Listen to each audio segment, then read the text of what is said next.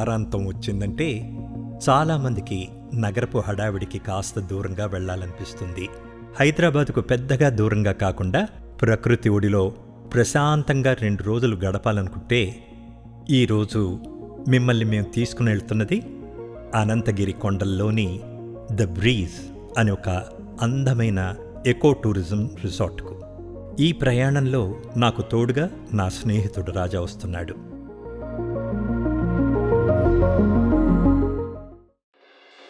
హైదరాబాద్ నగరానికి దాదాపు 85 కిలోమీటర్ల దూరంలోనే ఉన్న ద బ్రీజ్ వైపు ఒక అందమైన వీకెండ్ కోసం మా ప్రయాణం ప్రారంభమైంది. శంకర్పల్లి సమీపంలోని దొనతానపల్లి వద్ద ఉన్న ఐడియల్ కిచెన్. ఈ మార్గంలో ప్రయాణించే వారికి ఒక మంచి బ్రేక్ఫాస్ట్ స్టాప్. శుభ్రంగా నిర్వహించే ఈ రెస్టారెంట్లో దక్షిణ భారతీయ అల్పాహారం ఎంతో రుచిగా ఉంటుంది. సెల్ఫ్ సర్వీస్ విధానం. నేను పెసరట్టు, రాజా పూరిని ఎంచుకున్నాం.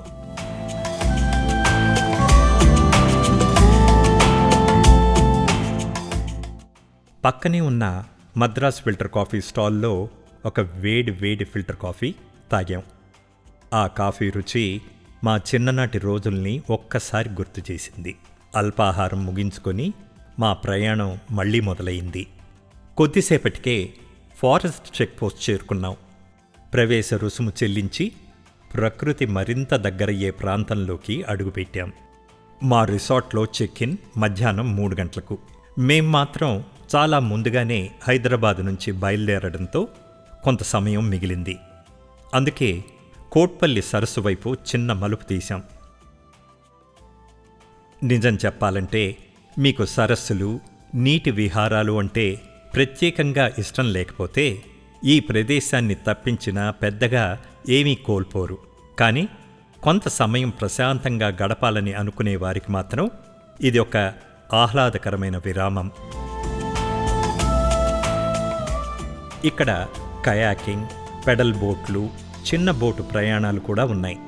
ఈ మధ్యకాలంలో ఇంత స్వచ్ఛంగా కనిపించే నీటిని చూడడం మాత్రం నిజంగా ఆనందంగా అనిపించింది.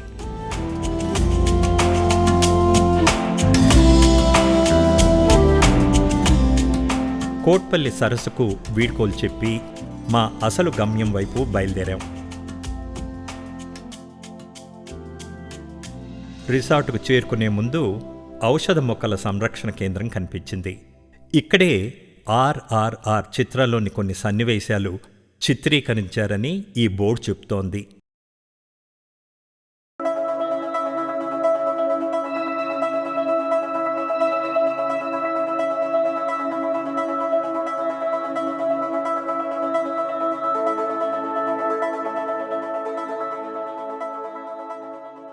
ద బ్రీజ్ తెలంగాణ అటవీశాఖ ప్రారంభించిన ఎకో టూరిజం ప్రాజెక్టుల్లో ఒకటి. నగర రద్దీకి దూరంగా ప్రకృతికి మరింత దగ్గరగా తీసుకెళ్లాలనే ఆలోచనతో రూపొందించిన ఒక అందమైన ప్రయత్నం. ఇక్కడ నాకు బాగా నచ్చిన విషయం, ఇక్కడ కేవలం 4 స్విస్ కాటేజీలు మాత్రమే ఉండటం. అంటే అనవసరమైన రద్దీ ఉండదు. ప్రశాంతంగా, నిశ్శబ్దంగా ప్రకృతిని ఆస్వాదించడానికి ఇదొక మంచి అవకాశం.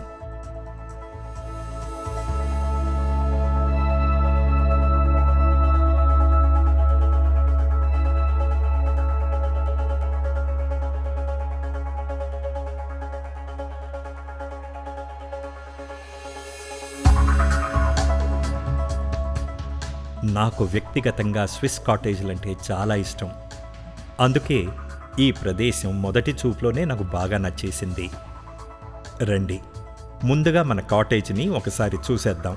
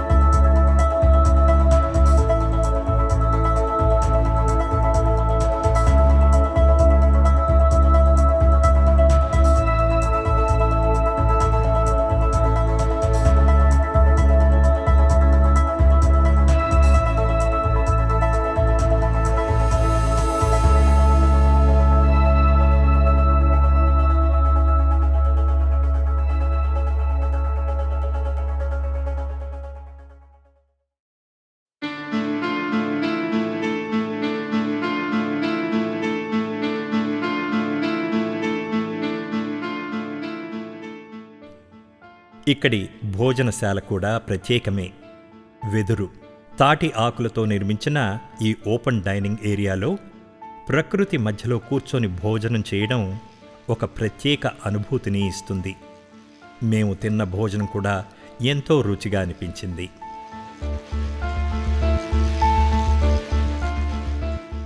ఇక్కడి సిబ్బంది చాలా ఆప్యాయంగా చూసుకుంటారు.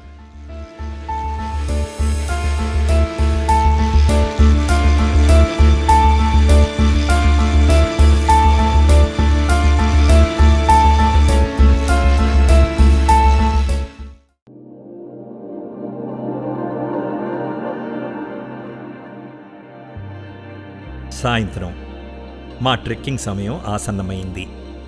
మాతో పాటు న్యాచురలిస్ట్ గణేష్ మరియు నరసింహ కూడా వచ్చారు. దారి పొడవునా అక్కడి చెట్ల గురించి, అడవి గురించి చాలా ఆసక్తికరమైన విషయాలు చెప్తూ ముందుకు నడిపించారు. అనాజిస్ లాటిఫోలియా, దీన్ని యాక్సెల్ వుడ్ అంటారు. దీని వుడ్ మన గొడ్డలకి, కామలేనికి, వాటికి వీటికి చాలా యూజ్ చేస్తారు సార్. నాగళ్ళు కూడా తయారు చేయడానికి వాడుతుంది.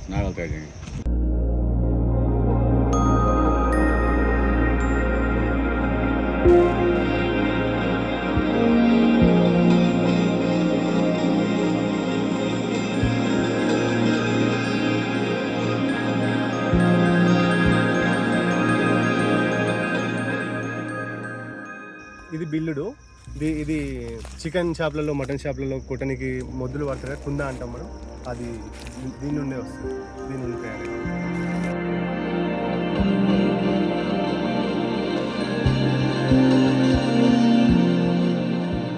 దిస్ ఈజ్ మొరిండా, తెలుగులో మొగిలిపళ్ళు అంటారు. ఇది వైల్డ్ ఎడిబుల్ ఫ్రూట్స్.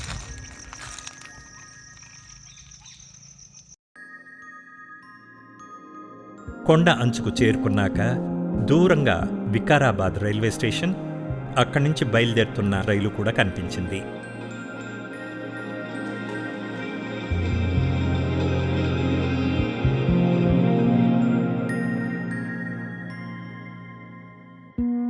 సూర్యాస్తమయం నేను గతంలో చూసిన వాటిలా అద్భుతంగా లేకపోయినా ప్రతి సూర్యాస్తమయానికి దాని సొంత అందం ఉంటుంది.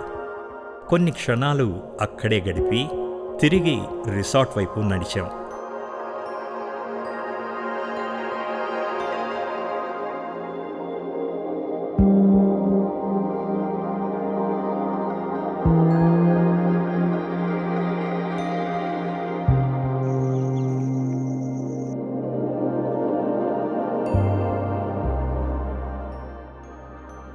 దారిలో కొన్ని అడవి పందులు కనిపించాయి. వాటిని చూసి మేము కాస్త జాగ్రత్త పడ్డాం. బహుశా మా ఉనికిని చూసి అవి కూడా అంతే జాగ్రత్తగా మమ్మల్ని తప్పించుకున్నాయి.